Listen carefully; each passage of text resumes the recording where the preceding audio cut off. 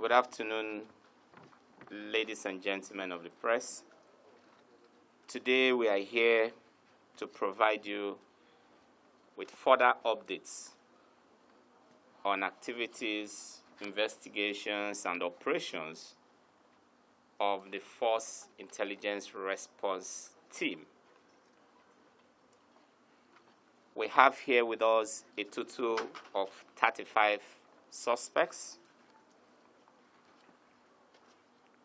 These suspects are persons who have been clearly, evidentially linked with different cases ranging from armed robbery to kidnapping to cattle rustling, car theft,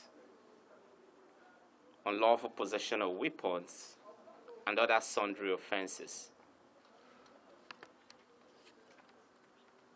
A total of 4 AK-47 rifles, 361 rounds of live AK-47 ammunition, and 5 other weapons of different makes were recovered from these different gangs. We also recovered from one of the gangs an anti-tracking device. This is the second time we are recovering a jammer or an anti-tracking device from established car theft syndicate.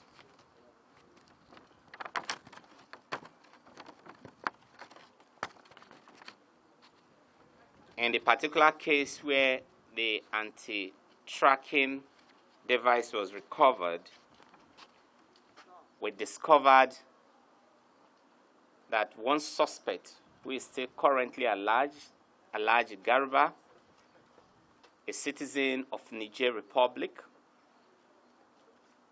had actually procured some Nigerians, provided them with this jammer or this anti-tracking device, and commissioned them to go on a car stealing spree.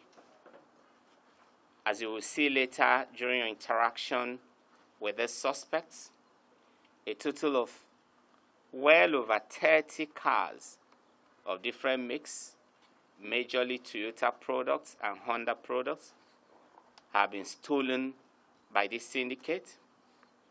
Our operatives from IRT have successfully recovered 18 out of these vehicles.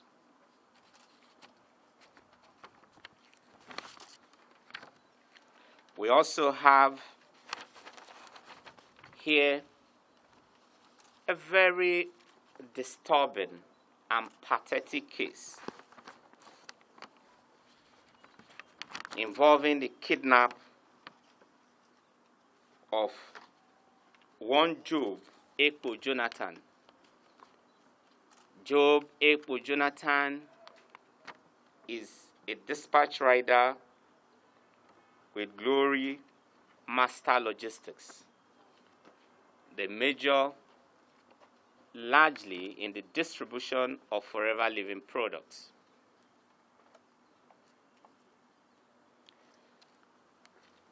Job was detailed by his company to go and deliver forever living products to someone who had ostensibly ordered for these products online. Job first of all rode his bike to Ikorodu, and eventually he was directed to proceed to Shagamu, not knowing that he was walking into a kidnapper's den. On arriving at the location, which turned out to be a church,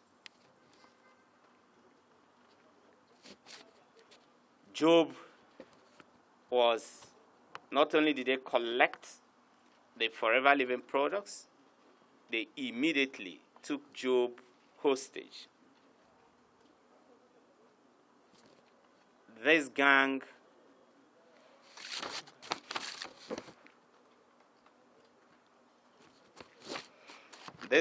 is led by Pastor Adetokunbo Adenopo, 52 years old man of God, who is the pastor and the general overseer of New Life Church of God, located at Lukosi town in Shagamu local government area. The pastor had built a beautiful underground cabin within his church premises, and that was where Job was held throughout the period he was in their captivity. When Job was taken hostage and he began to struggle, the pastor, who clearly is neither a doctor, nor a nurse, nor a certified health worker, administered an anesthesia forcefully on Job, a product known as ketamine was injected onto Job's body, and Job went into unconsciousness. Other members of the gang who actively participated in that operation are Chikezie William, 22 years of age, from Umuahia North local government area in Abia State. Linus Ugoji, 30 years of age, from Ezinifite, Ezinifite community in Imo State. Emmanuel Chris, 27 years of age, from Aniri local government area of Imo State. It is a highly diversified gang with membership spread in different states of the Federation. We will give you opportunity to interact with them. But before we start the interaction, we also have another four-man gang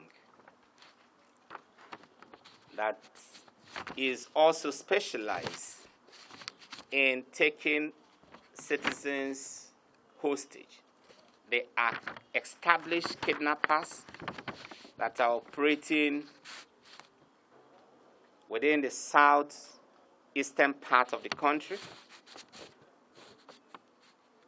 The syndicate is led by Udodiri Chikezie, alias Ability, 27 years of age, from Ezike in Osochara Autonomous Community in Isi Alambano local government area of Imo State.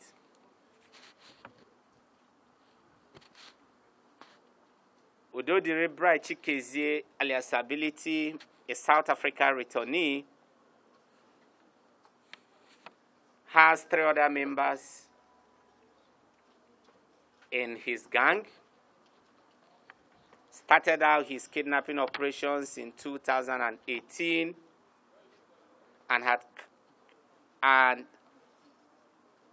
carried out well over 10 different kidnap operations successfully. 4 citizens murdered by this syndicate, one of them personally killed by Ability himself. When police, particularly operatives from the IRT, began a manhunt for Ability, he temporarily relocated to Togo. That was in 2019. only for him to resurface in the early part of this year and continue the same operation. And this offered us the opportunity to actually eventually arrest him. Other members of his gang include Chibike Sunday, alias Awuf. He is from Arondi Zog in Imo State. Another one is Ekuru Shedrack, alias Escobar. He's also from Arondi Zog. While Chibike Sunday is age 28, Ekuru Shedrack is age 26. And then, of course, the last but not the least is Chiemeli Igwe, alias For Real.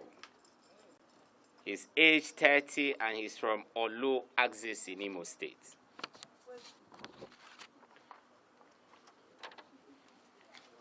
We will give you an opportunity to interact with them.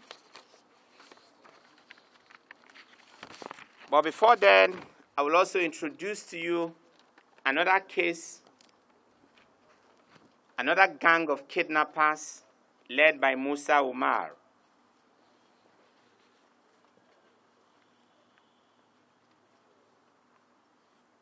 Musa Umar carries out, and his gang carries out most of the operations. Musa Umar and his gang carry out most of the operations around Katsina axis.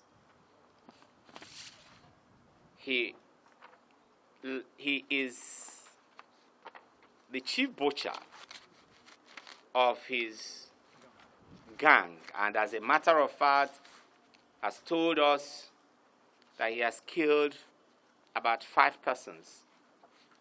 And usually, he doesn't like to kill with guns. He likes to kill with machetes.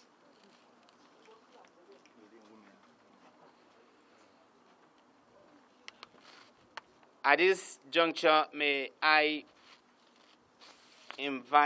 bring out this Syndicates one after the other, so you can interact with them. I work with Gloria Master Logistics, who distributes Forever Living products.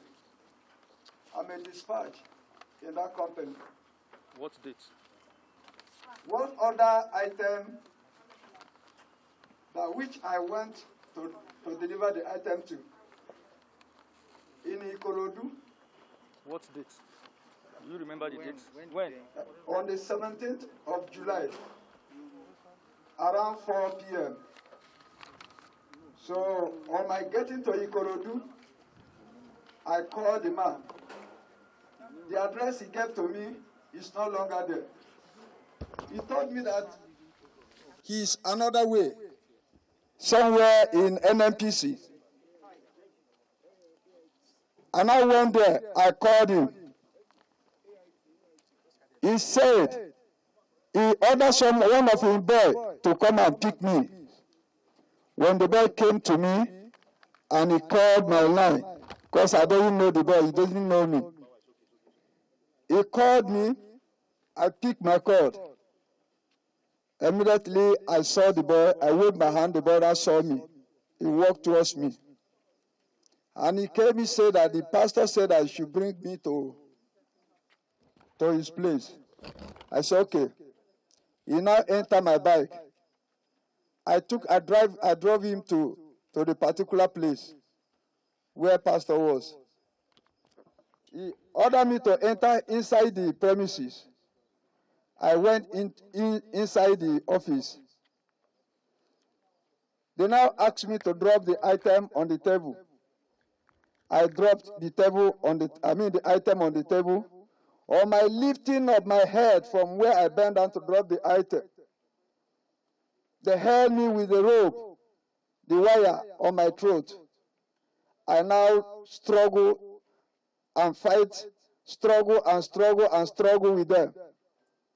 So it gets to a point, I was about to escape. He rushed me again, and he held me down again. That is how The pastor now injected me, and I fell unconscious. That is how they got me and tied me, took me to one hole which is called underground. I doesn't ever experience such of things before. All this happened when he took me to that place. I doesn't know anything. When they took me there, they selected all my eyes, my face, my mouth, my nose, all my head round. And when you took me into that underground, he now cut up the selected from my nose and my face so that I can be able to breathe and see. They now asked me whether I could see. I said, yes, I could see. That is how they left me. About 5 days, according to them, because me, I doesn't know anything that's going on again. About 5 days, they came back to me again. I was crying for water, begging them for water. They asked me whether I would drink water. I said, yes. They give me one sachet of pure water. The one called pastor put the water in my mouth because I was bound with rope, with chain. I now drank the water. They give me one bottle of mineral. I drank half of the water. The mineral. They took the remaining one away from my hand, and I took it away. So I was there. Like 3 days later, they came again and brought a food for me, gari with sugar with beans. I ate. The one called pastor now asked me, the next food that they will bring for me, what do I want? I said, to avoid toilet, I said, I want anything light, something light in my stomach so that I will not go toilet always. They said we should bring gari and bread with beans. I said, yes, if they can be able to afford that, I will manage it. They brought it for me, and I ate it. So I was there. After 3 days later, they came with fufu. After other 3 days, they came with gari again. So one day, and now I was there, I doesn't know anything, that some group of men come into the very place I lying down. They told me that there were policemen. I turned back and looked at them. I started crying. I told them that you are not a policeman. How can a policeman find me into this place? That you are the group member of those people that kidnapped me. You are coming here to kill me. They said no. They said they were policemen. I said, okay. How can I know that you are a police officer? I asked one of them. They said I should not be worried, that they are police officer.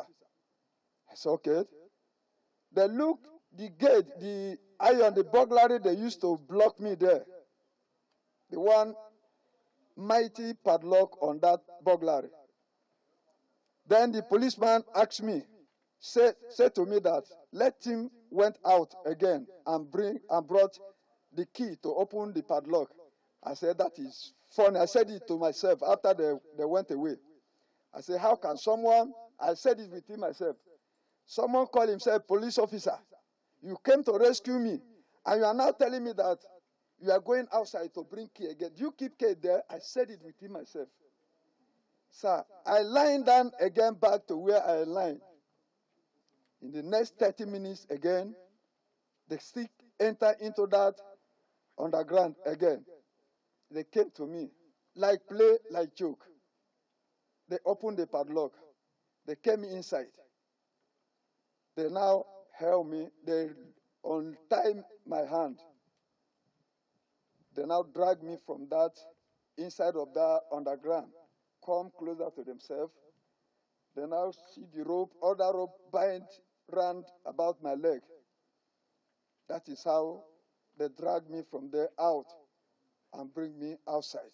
Before coming outside, I see those one kidnapping me lying in the floor. That is how I took believe that it's a police officer that rescued me. That is how it happens, sir.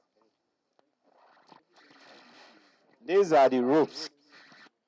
The ropes that were used in tying. And those are also part of the things they use in binding him. The funny thing here is that, as you will hear from the pastor shortly, he actually told detectives that he's into charity works. And the purpose of embarking on this kidnap is actually to raise money to expand his charity so that he can give free food to people, palliatives to people, buy ram for Ilea for people. And then we begin to wonder, this is a classical case of robbing Peter to pay Paul. But he will be talking to you now. Pastor, please remove. 52 years old. I'm 22 years in ministry now. Back in 2014, I was also ordained a pastor, a resident pastor in Living Faith Chapel, which I have resigned to start my ministry because I was not having free will to do the charity I'm doing in my own present ministry now. Some other thing, no, okay. That is, I was actually ordained pastor by Bishop Abaremu. That is about some 20-something of us then, I don't know, in Ibadan. That is in 2014. In my church, we do this charity which I share foods and palliative to people. And this thing became stronger during the COVID-19. I felt so pity to the extent I don't have anything in my account, and people still come to me for help. So I have this underground which I have dug some time back when I was attacked by this Jagungbale in some many years ago, which the matter is in court, which I was, my neck was broken. I was in loot for some time with nails on my head, which is in the High Court of Ogun State for attempted murder. So I needed a place for escape in case of any further attack. And because of it, I've been having some boys also around me for security reasons.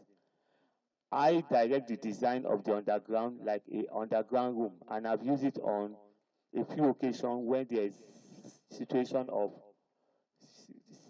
threat, and they believe I disappear. So I like the idea of that underground, and it's close to my office. I actually dug that underground when I was using that place as a resident. The place we are using as a church now was my parlor, and the place close to that underground, which has the toilet by the side, was my room.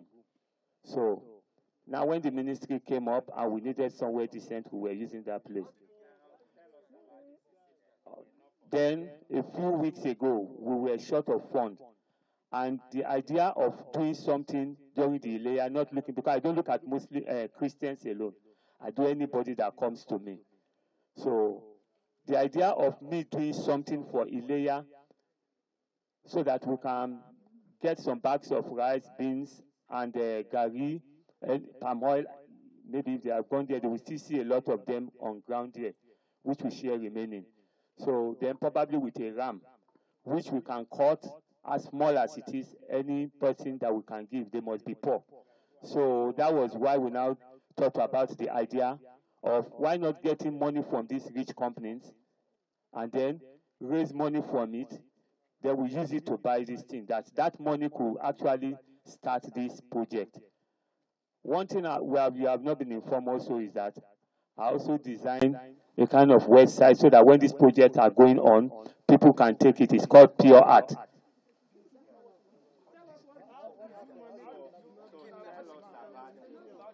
No, we are not the owners of the gun. We didn't use gun. Okay, then the three gentlemen here, they actually needed assistance from different places. This gentleman, Ima, came in from Abeokuta, who was having housing challenge and feeding well. He didn't have a job. So we got him a job. He was working. Then Brother Linus too was working with him. Okay. Okay, so the three of us actually was involved in the kidnap. Face up, what? So the three of us were involved in the, all of us were involved in the kidnap with the hope of raising funds and getting something before the layer.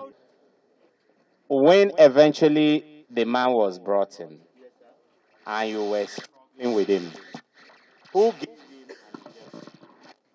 I injected him. What kind of injection?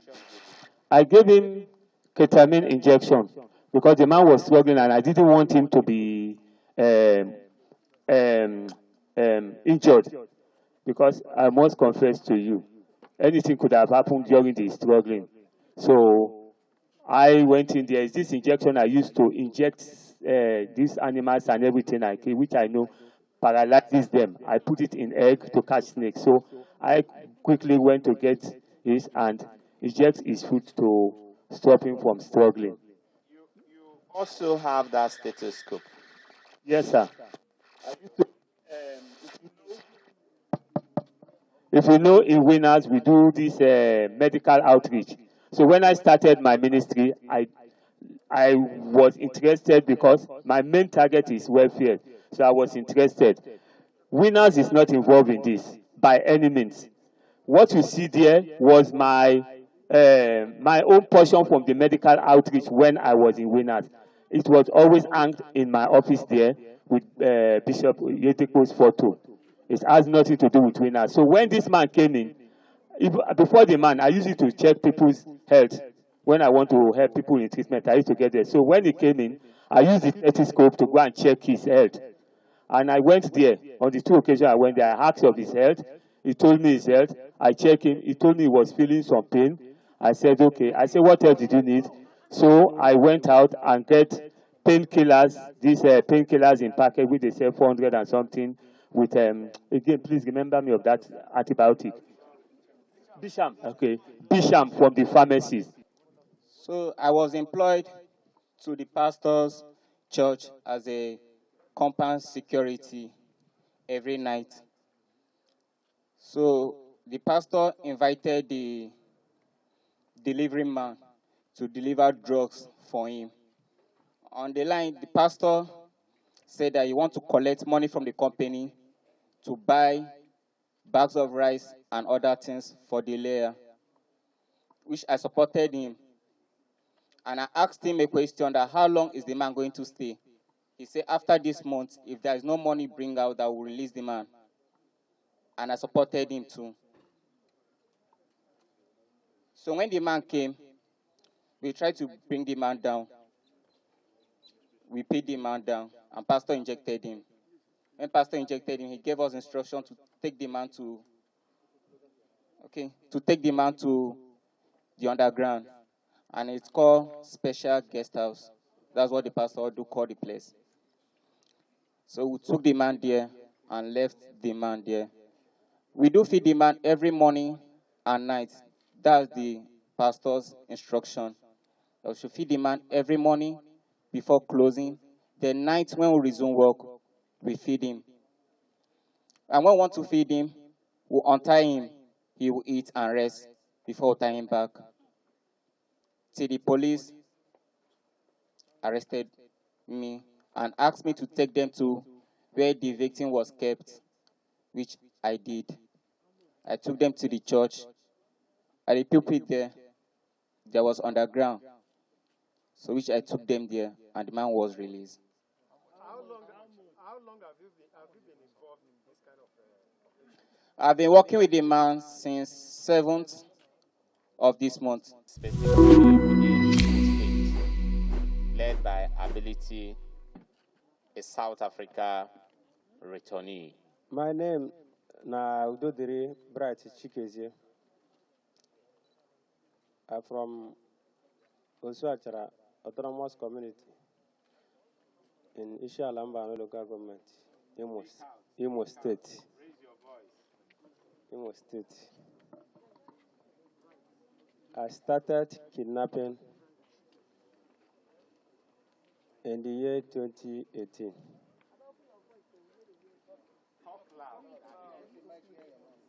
I started kidnapping in the year 2018.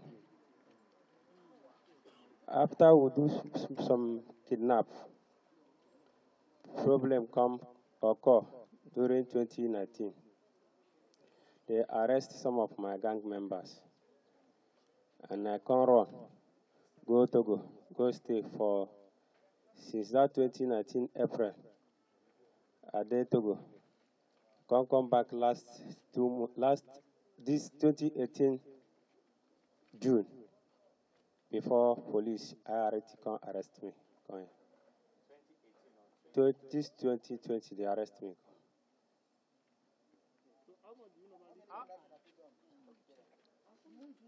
About 10 kidnapping. How many people have died from your operations? In the operation we do, 4 people don't die inside the 10 kidnapping we do. And these 4 people that died, who and who killed the 4 people? Michael killed one. Yes. I killed one. Yes. Ugonna killed one. Yes. And the other one sick die. The other one sick Die. died. Yeah. Where they were on that department? Yes, sir.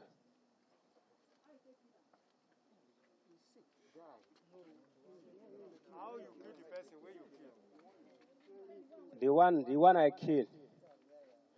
I killed, and when we block him with the motor, we tell him to come down from the motor.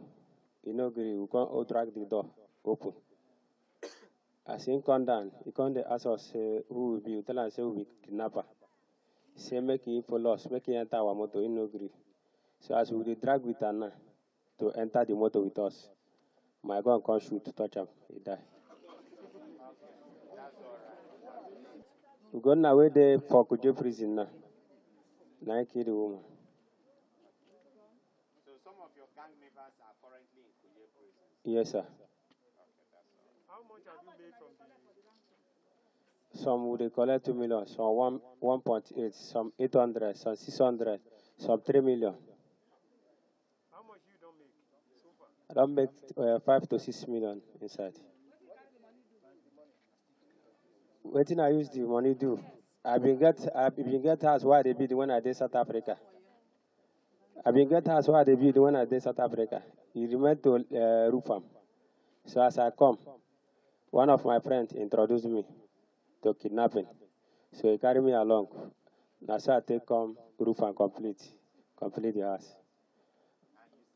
And I buy one other motor, Lexus Jeep. I get wife and 2 pikin.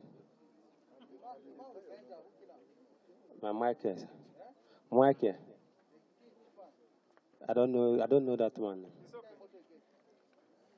okay. You tell me say na Benza. It's all right. All right, thank you.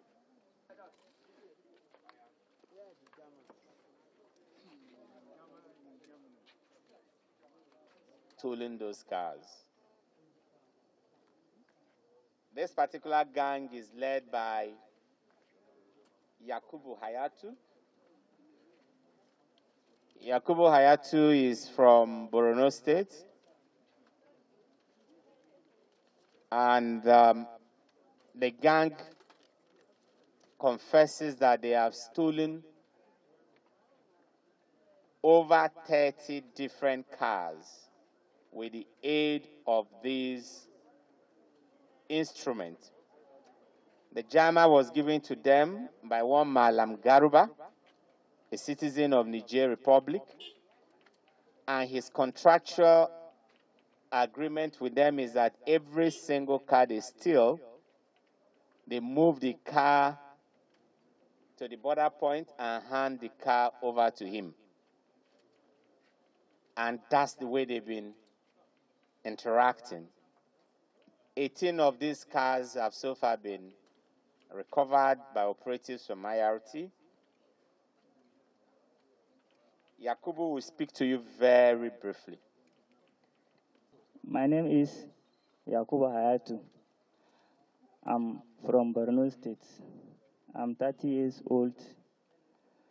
I'm a driver to one alleged Garba, which is living in Niger Republic, that if those gangs have snatched such of a car, they used to handle it to me, and I'm using German devices to switch off the car services, and I will take it to Katsina State border and hand it over to Alhaji Garba. That's it. How many cars have your people taken so far? There are almost 30 cars. How do you gain access to the cars? How do you break into them? The boys are snatch the car and handle it to me. So how much do you sell? Only drive it, take it to border, handle it to him. He will buy some 800,000, 1,500,000, depends on the cars. Okay, thank you. Thank you. It's one Malangarba. They are here. Thank you. Remove your mask. Is the anti-tracking devices. Alhaji Garba.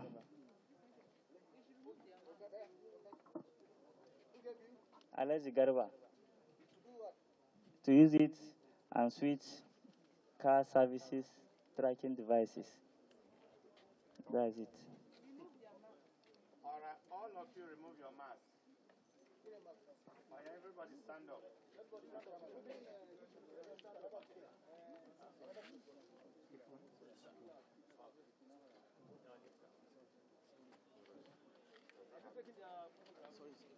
Okay, thank you. What's the name of this guy?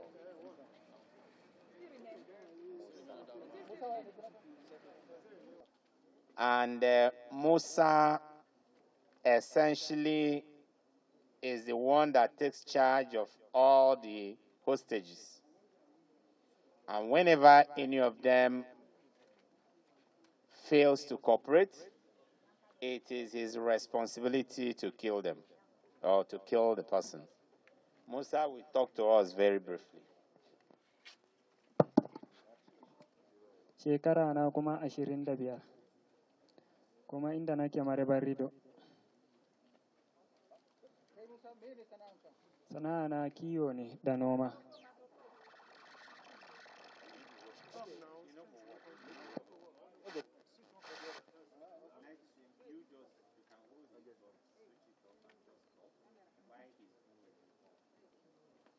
Sana'a na kiwo da noma, sai kuma wannan aiki wanda na yi na kinafi.